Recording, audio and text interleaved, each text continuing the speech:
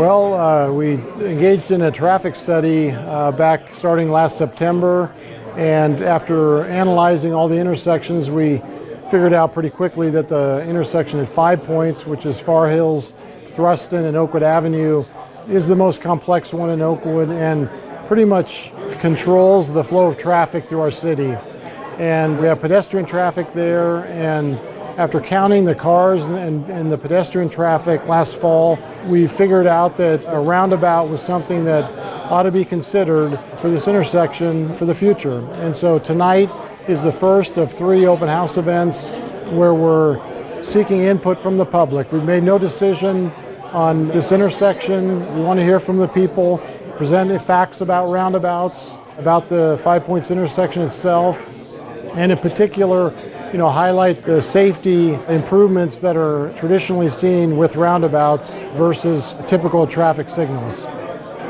So we hired a local consultant to help us with the study that was started last fall. And when the idea of a possible roundabout came, we pulled in a sub-consultant out of Illinois who specializes nationally on roundabout designs. Obviously, this is a unique intersection with 6 roadways coming into it, embedded in a residential neighborhood on a state route. And so that national expert helped us come up with this conceptual plan. Probably the most common concern that we've heard so far is the pedestrian traffic.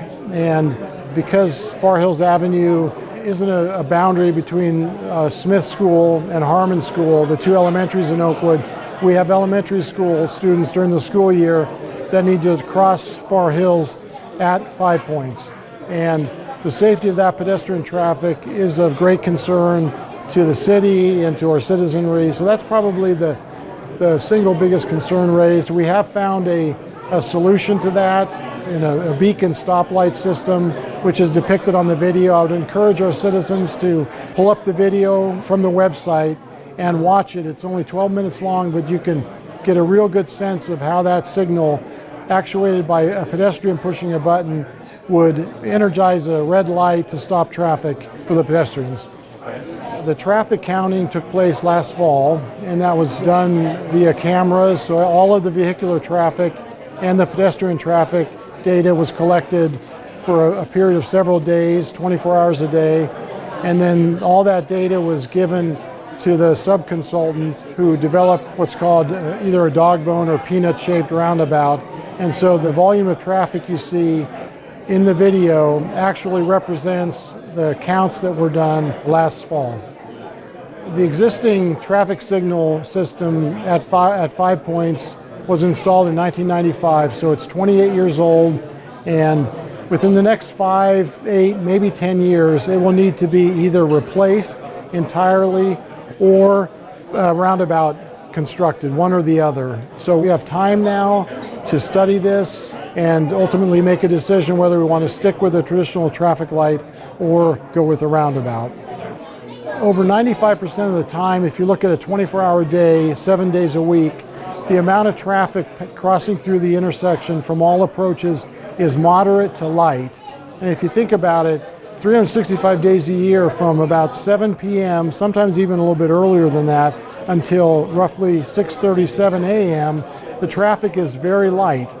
And so a roundabout like this will work extremely efficiently. I wouldn't envision many cars at all ever stopping. On the weekends, that same condition exists.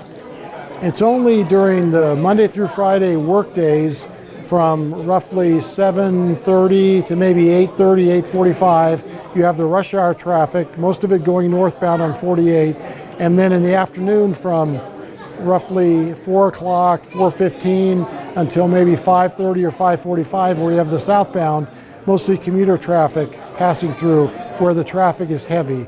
So if you do the math, roughly 95% of the time, the traffic again is moderate to light, and this roundabout worked very efficiently. When it is heavy, the traffic will congest the roundabout just like it does the current traffic signal system. It'd be no different than what we experienced today during the rush hour movements. I told council at our last work session a week before this first open house event, as I started getting feedback, it was split down the middle.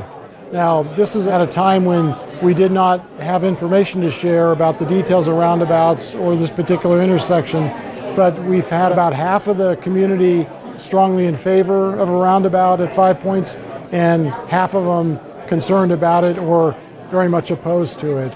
The tone tonight, I would say, is also mixed, but I think the open house served its purpose and is serving its purpose in that it's educating our citizenry on what a roundabout might look like in Oakwood and how it might function. We're planning 2 more open house events, one on June 29th, a third one on July 11th.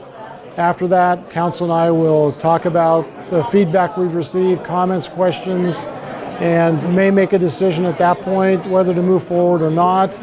We have a council meeting on the 3rd Monday in July where we might hold a public hearing to gather more information. It just really depends on the feedback we receive, not only at the open house events, but also via the online comment form that we have, and comment forms being sent to us in the mail. So we have a very neat feature on our website. It's right on the top of the homepage. All the information presented here at the open house is on the website, including the video. The comment forms accessible on the website. And there's a place, importantly, where residents can sign up with their email address, and then we'll be sending updates to everyone that's on that list as we have those updates.